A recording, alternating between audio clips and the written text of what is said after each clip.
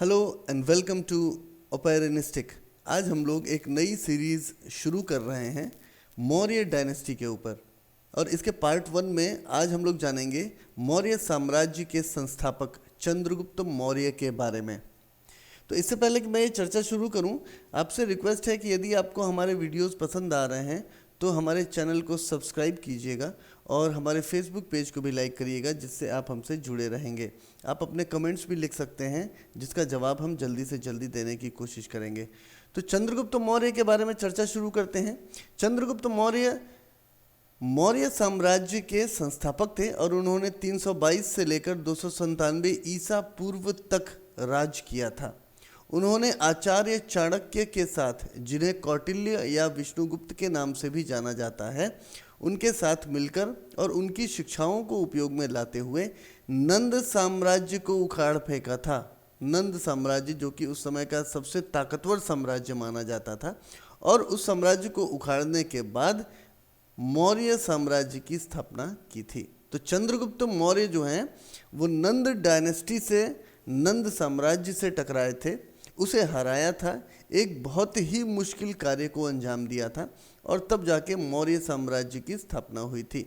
मौर्य साम्राज्य की स्थापना के पीछे एक बहुत पुराना बैकग्राउंड है, एक बहुत लंबा बैकग्राउंड है, जिसके बारे में हम लोग चाणक्य की जीवनी जब हम लोग देखेंगे किसी दूसरे लेसन में, तब हम लोग इसके बारे में और अच्छी तरह से समझेंगे।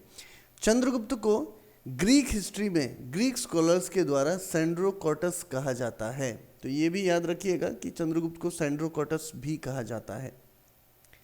अब अलेक्जेंडर जब भारत में हमला करने के हिसाब से और भारत की भूमि को जीतने के हिसाब से आए थे, तो यहाँ पर कुछ विशेष उन्होंने किया नहीं, और वो यहाँ से बहुत जल्दी ही वापस भी लौट गए। उनकी सेना में उनके जो प्रधान सेनापति थे, उनका नाम था सेल्यूकस निकेटर। और सेल्यूकस निकेटर एक बहुत ही मारक, एक बहुत ही शानदार मिलिट्री जनरल माने जाते थे। जब अलेक्जेंडर वापस लौट गए और उनकी मृत्यु हो गई, उसके बाद सेल्यूकस निकेटर भारत के क्षेत्र में वापस आए और उनको एशियाटिक प्रोविंसेस जीतने के लिए कई युद्ध लड़ने पड़े। लेकिन सेल्यूकस निकेटर एक बहुत ही अच्छे जनरल थे और उनकी सेना भी बहुत अच्छी थी, तो उन्होंने बहुत सारा एरिया यहाँ पे जीत भी लिया था। Seleucus Nicator was one of the generals of Alexander and after his death had succeeded in gaining control of most of the Asiatic provinces. तो यहाँ बहुत सारे एरिया उन्होंने बहुत सारे भूमि को जीत कर उन्होंने अपना राज्य बनाया। चंद्रगुप्त से उनका सामना हुआ 305 ईसा पूर्व में, और इस लड़ाई में सेल्यूकस निकेटर की हार हुई, चंद्रगुप्त की जीत हुई। तो चंद्रगुप्त और सेल्यूकस के बीच में जब टकराव हुआ, तो चंद्रगुप्त मौर्य ने सेल्यूकस निकेटर को हरा दिया, और अफगानिस्तान का जो अधिकतर पार्ट था, जो उस समय सेल्यूकस निकेटर के अंडर में आता था, वो चंद्रगुप्त ने जीत लिया। ऐसा भी माना जाता है कि सेल्यूकस निकेटर और चंद्रगुप्त के बीच में एक मैरिज अलायंस भी था, और ये विवाह संधि कुछ इस तरह से थी कि सेल्यूकस निकेटर की बेटी हेलेना, उनकी शादी चंद्रगुप्त मौर्य से हुई थी। अधिकतर इतिहासकार मानते हैं कि ऐसा हुआ था, हालांकि कुछ इतिहासकार इस चीज़ पर डाउट भी करते हैं, लेकिन बहुमत से ये माना जा सकता है कि इन दोनों परिवारों के बीच में एक मैरिज अलायंस था, जिसमें सेल्यूकस निकेटर की बेटी हेलेना का विवाह चंद्रगुप्त मौर्य से हुआ था। चंद्रगुप्त ने एक बहुत बड़ा साम्राज्य स्थापित किया, जिसमें बिहार था, बंगाल था, western and north western India का पार्ट था, दक्कन भी था। Chandragupta built a vast empire which included Bihar, Bengal, western and north western India and the Deccan. और ये एरिया जो थे, ये बहुत ही स्ट्रेटेजिकली इम्पॉर्टेंट एरिया थे। अभी अगले स्लाइड में जब हम ये मैप देखेंगे, तो आपको ऐसा पता चलेगा कि किस तरह से उन्होंने बड़े ही चतुराई से उन्हीं क्षेत्रों को आपस में मिलाया था जो आपस में जुड़े हुए थे। कभी भी उनके राज्य में आप कोई ऐसा पार्ट नहीं देखेंगे जो मेन लैंड से अलग हो। तो ये बहुत ही चतुराई से किया गया काम था। चंद्रगुप्त मौर्य के राज्य के शासन के बारे में, उनके एम्पायर के कितना बड़ा था और जो उस समय संस्कृति थी, इन सभी के बारे में मेगास्थनीज नाम के एक ग्रीक एम्बेसडर थे, ग्रीक स्कॉलर थे। उन्होंने अपनी बुक इंडिका में इन सब चीज़ों का अच्छा अकाउंट लिखा है।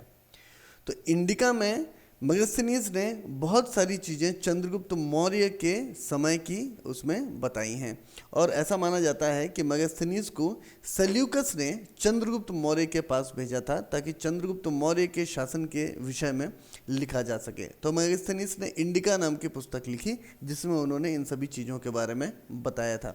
तो ये ज़रूर याद रखिएगा, ये बहुत ही इंपॉर्टेंट है कि इंडिका मेगास्थनीज ने लिखी थी। चंद्रगुप्त मौर्य के राज्य के बारे में और भी चीज़ें अर्थशास्त्र से भी मिलती हैं, अर्थशास्त्र से भी पता लगती हैं, जिसे कौटिल्य ने लिखा था और अधिकतर इतिहासकारों का ये मानना है कि आचार्य चाणक्य ही कौटिल्य भी थे। ये राज्य है, राज्य का विस्तार है चंद्रगुप्त का। आप देख सकते हैं कि यहाँ से यहाँ तक ये वेस्ट टू ईस्ट फैला है और ऊपर से यहाँ मध्य भारत तक, ये दक्कन तक के क्षेत्र में ये आया हुआ है। आप देख सकते हैं कि सारा एरिया आपस में जुड़ा हुआ है, कोई भी एरिया, छोटा सा एरिया भी ऐसा नहीं है जो मेन लैंड से अलग हो। और ये बहुत ही बड़ा एरिया था जिसे चंद्रगुप्त ने जीत कर अपने राज्य में मिला लिया था। मेगास्थनीज के अनुसार चंद्रगुप्त की आर्मी में 6 लाख फुट सोल्जर्स थे, 6 लाख की पैदल सेना थी जो कि एक बहुत बड़ी सेना है। 30,000 घोड़े थे, 30,000 हॉर्सेस, और 9,000 वार एलिफेंट्स, 9,000 लड़ाकू हाथी थे। लड़ाकू हाथी उस समय एक बहुत ही इम्पॉर्टेंट चीज़ हुआ करती थी सेना में। जिसके पास जितने ज़्यादा लड़ाकू हुआ करते थे वो सेना उतनी ज़्यादा मजबूत मानी जाती थी। चंद्रगुप्त और सेल्यूकस के बीच में जब युद्ध हुआ था 305 ईसा पूर्व में, तो माना जाता है कि जब विवाह संधि हुई इस युद्ध के पश्चात, जब दोनों के बीच में विवाह संधि हुई और हेलेना का विवाह चंद्रगुप्त से हुआ, तो इसके बदले में 500 लड़ाकू हाथी चंद्रगुप्त ने सेल्यूकस को दिए थे। और ये 500 लड़ाकू हाथियों की मदद से कई युद्ध सेल्यूकस ने आगे चल के जीते। तो लड़ाकू हाथी का बहुत ही ज़्यादा महत्व होता है। According to Megasthenes, Chandragupta's army was composed of 6 lakh foot soldiers, 30,000 horses and 9,000 war elephants. Chandragupta ने अपने जीवन के उत्तरार्ध में बाद में उन्होंने जैन धर्म अपना लिया और वो श्रवण बेलागोला चले गए जो कि मैसूर के निकट कर्नाटक में है। और भद्रबाहु इनके गुरु बने जैन धर्म में, जो इनको लेके गए थे वहाँ पर, जहाँ पर वो संथारा पद्धति के अनुसार मृत्यु उन्हें प्राप्त हुई, स्लो स्टार्वेशन। तो बाद में धार्मिक प्रवृत्ति के हो गए, जैन धर्म को उन्होंने अपनाया, जितने भी हिंसक प्रवृत्तियां थी वो उन्होंने छोड़ दी और एक योगी के रूप में श्रवण बेलागोला गए भद्रबाहु की छत्रछाया में, और वहाँ पर उन्होंने स्लो स्टार्वेशन से अपने प्राण त्यागे। तो ये कहानी थी चंद्रगुप्त की, जिन्होंने मौर्य साम्राज्य की स्थापना की थी। अगले वीडियो में चंद्रगुप्त के बेटे बिंदुसार के बारे में हम लोग जानेंगे।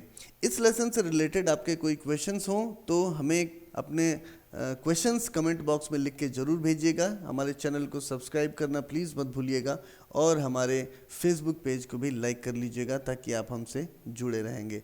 अगले लेसन में आपसे फिर से मुलाकात होगी। नमस्कार।